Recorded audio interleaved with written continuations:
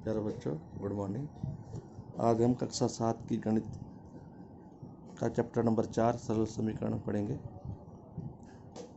इसमें कुछ शब्द हैं जिनका हमें मालूम होना चाहिए कि क्या होते हैं वो। सबसे पहले है चर। चर क्या होता है? इसे बोलते हैं वेरिएबल, जिनका मान क्या होता है? जिसका मान क्या हो? परिवर्तनीय हो। जैसे एक्स वाई जेड, ये एक्स वाई जेड जो हैं इनका मान कुछ भी हो सकता है। जैसे हमने कहा इस कमरे में एक्स कुर्सियां हैं, तो क्लियर नहीं हो पा रहा है कि कितनी कुर्सियां हैं, कि 10 हैं कि 20 हैं कि 30 हैं। हमने कहा हमारे विद्यालय में वाई बच्चे हैं, तो क्लियर नहीं हो पा रहा है कि वो कितने हैं। वाई का मान कुछ भी हो सकता है, तो इसे बोलते हैं जिनका मान क्या हो? परिवर्तनीय हो, उन्हें बोलते हैं चर, जो बदल सकते हैं। अब अचर, जिनका मान अपरिवर्तनीय हो, जैसे 1 है, 2 है, 3 है, 50 है, 100 है। इस प्रकार के जितने भी ये जो अंक होते हैं, अंक तो अपरिवर्तनीय होते हैं। अगर हमने बोल दिया कि हमारी कक्षा में 10 बच्चे हैं, तो वो स्पष्ट हो जाएगा कि वो 10 ही बच्चे हैं। तो 10 एक नंबर है और नंबर झूठ नहीं बोलता है, नंबर अचर है, वो बदल नहीं सकता। ठीक है। अब अगला वर्ड आता है बीजीय व्यंजक। अब चर और अचर के मेल से क्या बनते हैं? व्यंजक बनते हैं, बीजीय व्यंजक बनते हैं। अब बीजीय व्यंजक नया वर्ड है। चर व अचर के मेल से बीजीय व्यंजक बनते हैं तथा यह मेल गणित की मूल संक्रियाओं द्वारा होता है। अब चर और अचर को हम मिला दें तो क्या बन जाएगा? बीजीय व्यंजक। जैसे हमने कहा x + 2, तो यहाँ पर हमने प्लस की संक्रिया यूज की। मूल संक्रियाएं जानते हो क्या कौन सी होती हैं? प्लस, माइनस, गुणा, भाग। ये जो 4 क्रियाएं हैं ये गणित की मूल संक्रियाएं कहलाती हैं। तो अगर मैंने चर और अचर को प्लस के द्वारा मिला दिया, तो ऐसे ही माइनस कर दिया, तो ये वाला बीजीय व्यंजक बन जाएगा। जब मैं इनको गुणा कर दूंगा 2x, तो ये वाला बीजीय व्यंजक बन जाएगा गुणा के द्वारा। और जब मैं भाग कर दूंगा तो ये x और 2 को हमने कितने प्रकार से लिख दिया। देखो, यहाँ प्लस के द्वारा लिख दिया। x + 2 एक बीजीय व्यंजक हमारा ये बन गया, एक ये बन गया, एक ये बन गया, एक ये बन गया। अलग अलग प्रकार के बीजीय व्यंजक बन गए। ठीक है। अब नंबर 3 पे बात आ जाती है समीकरण। इसे बोलते हैं बीजीय समीकरण। समीकरण क्या होती है? तो समीकरण क्या होता है? जब किसी बीजीय व्यंजक को, यानी कि ये वाले जो बीजीय व्यंजक है, किसी व्यंजक या अचर पद के बराबर दर्शाया जाता है तो उसे समीकरण कहते हैं। तथा उसमें 2 पक्ष होते हैं तथा मध्य में ये बराबर, जिसे बोलते हैं हम, समता का चिन्ह होता है। ठीक है। जैसे ये बीजीय व्यंजक है x + 2, इसको मैंने दर्शा दिया 10 के बराबर, ये अचर पद के बराबर दर्शा दिया, तो ये बन गया आपका समीकरण। इसमें 2 पक्ष हो गए। ये वाला पक्ष कहलाता है बायां पक्ष, यानी कि लेफ्ट हैंड साइड। इसे बोलते हैं दायां पक्ष,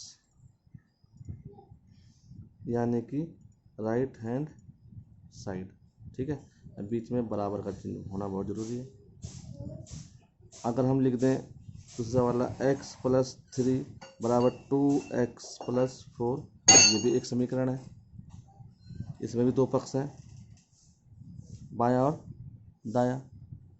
हम लिख दें y + 10 = 20, ये भी एक समीकरण है। तो ना जाने कितने समीकरण अलग अलग चरों में होंगे। ये y चर में है, ये x चर में है, ऐसे ही z चर में भी हो सकता है। ठीक है। तो ये समीकरण हो गए। तो इसी को बोलते हैं हम सरल समीकरण। ये सब कैसे समीकरण हैं? सरल समीकरण है, क्योंकि इसमें चर की जो घात है ना, अधिकतम एक घात है, एक घात वाला है ना, चर एक ही है और घात भी एक ही है, तो ये सरल समीकरण हो गया। ठीक है। अब करते हैं सरल समीकरण के सवाल। ये तो था इसका इंट्रोडक्शन। आइए इसका प्रश्नावली 4.1 के सवाल हम कर देंगे। इसमें लिखा है कि complete the last column of the table, मतलब इसका जो अंतिम स्तंभ है उसको पूरा कीजिए।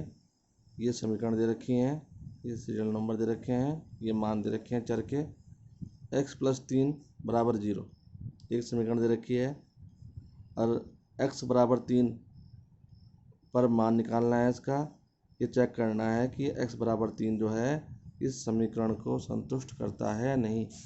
x = 3 अगर हम यहाँ रख दें तो क्या दोनों पक्ष बराबर आएंगे? आइए इन सवालों को हम करते हैं। अब देखिए पहला सवाल है समीकरण x + 3 = 0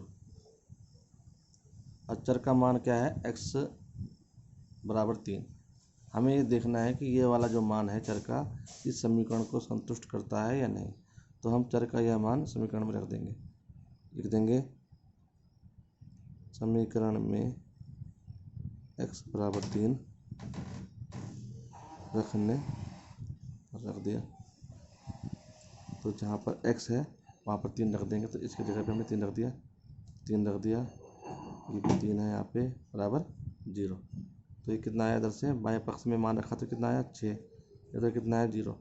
लिख देंगे ये लेफ्ट हैंड साइड जो है बराबर 0, लेफ्ट हैंड साइड जो है बराबर नहीं आई किसके? Right hand, left hand side और राइट हैंड साइड। इधर 0 था, इधर कितना आया? 6। 3 रखने के बाद कितना आया? 6। तो लेफ्ट हैंड साइड और राइट हैंड साइड जो है बराबर नहीं है, इसलिए x = 3 समीकरण x + 3 = 0 को संतुष्ट नहीं करता है। ठीक है, अब दूसरा देखेंगे हम। समीकरण क्या है? x + 3 = 0 ही है और चर का मान कितना है? x = 0 है, लिख देंगे वही चर का ये x = 0 समीकरण में रख देंगे।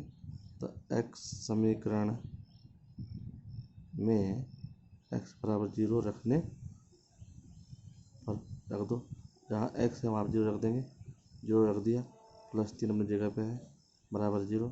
तो इधर से 0 धन 3 करेंगे तो 3 ही आएगा, इधर 0 रहा। तो लेफ्ट हैंड साइड में कितना मान आया? 3। इधर कितना मान है? 0। दोनों बराबर आए? नहीं, तो 3 = 0 नहीं है, इसलिए लेफ्ट हैंड साइड बराबर नहीं आई राइट हैंड। जब हमने तुलना करी तो लेफ्ट हैंड साइड और राइट हैंड साइड बराबर नहीं आई, तो इसलिए x = 0 समीकरण को संतुष्ट नहीं करता है। तो इस प्रकार हम सभी सवाल धीरे धीरे ऐसे कर लेंगे। और एक और सवाल करता हूँ आपके सामने। इस प्रकार समीकरण 9वां पार्ट है इसका। समीकरण m/3 = 2 दे रखा है, यह समीकरण पता है हमको। अचर का मान क्या है? m = -6। ठीक है, इसे चेक करते हैं। लिख देंगे समीकरण में m = -6 रखने पर रख देते हैं। तो जहाँ m है वहाँ पे -6 रख देंगे, तो -6 रख दिया, बटे में 3 है, बराबर में यहाँ पे 2 चल रहा है, 3 दूनी 6। लेफ्ट कितना है? -2। इधर कितना है? 2। तो ऋण 2 और 2 बराबर होते हैं? नहीं होते ना, तो ये कट गया। तो left hand side right hand side जब तुलना करी तो बराबर आए? नहीं आए, तो इसलिए लेफ्ट हैंड साइड बराबर नहीं है राइट हैंड साइड।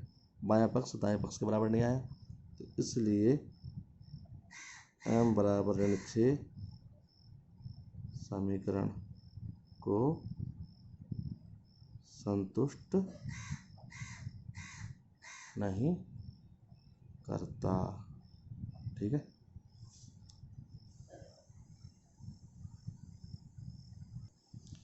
इसी प्रकार अब हम सवाल नंबर 2 करेंगे। यहाँ भी लिखा है कि check whether the value given in the brackets is a solution to the given equation or not। अर्थात इसका मतलब है कि हमें जांच कीजिए कि कोष्ठक में जो मान दे रखे हैं ना ये वाले, ये इन समीकरणों के हल हैं या नहीं है। वैसे ही है जैसे पहले वाला सवाल है कि ये कोष्टक में जो मान दे रखे हैं हमें चेक करने हैं कि ये दिए गए समीकरण के हल है या नहीं। आइए इन्हें करते हैं। तो ये समीकरण है n+5 बराबर 19 और यहाँ है n बराबर 1। ठीक है, हमें समीकरण में n बराबर 1 रख देंगे समीकरण में n बराबर 1 रखने पर रख दो।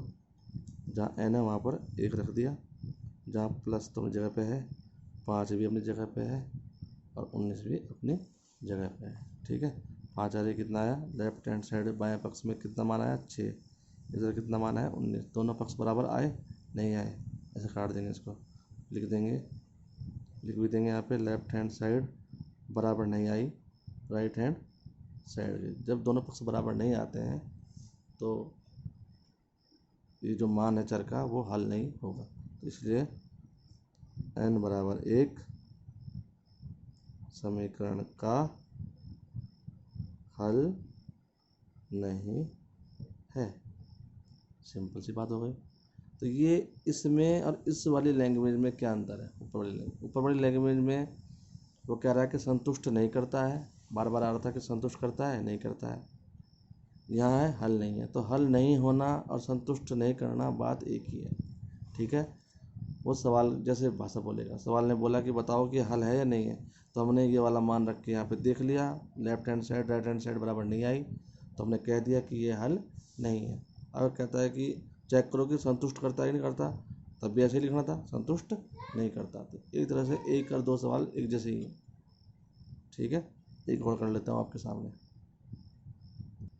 इस बार समीकरण बी पार्ट में 7n+5 बराबर 19 दे रखी है और n बराबर -2 कोष्टक में मान दे रखा है चर का। चर है ना, यहाँ n चर है, उसका मान कितना है -2। तो हमें चेक करना है कि ये वाला मान इसका हल है या नहीं है। तो कर लेते हैं फिर से वही बात, वही लैंग्वेज, वही भाषा। समीकरण में n बराबर -2 रखने और कर देते हैं। तो 7 गुणा यहाँ पे रखा -2 इस जगह पे, कोई ऋण में है तो कोष्टक में रखा जाएगा, +5 बराबर 7 दूनी 14, -14 +5 बराबर 19। -14 ज़्यादा हो गए, +5 कम हो गए, 14 में से 5 गए, ऋण के 9 बराबर 19। तो दोनों पक्ष बराबर आए नहीं आए तो काट देंगे, लिख देंगे left hand side not equal to right hand side. बायां पक्ष और दायां पक्ष बराबर नहीं आए, ये लिख देंगे। इसलिए n बराबर -2 समीकरण का हल नहीं है। ठीक है, क्लियर? ओके, बाकी सवाल आप खुद ट्राई करें। Thank you.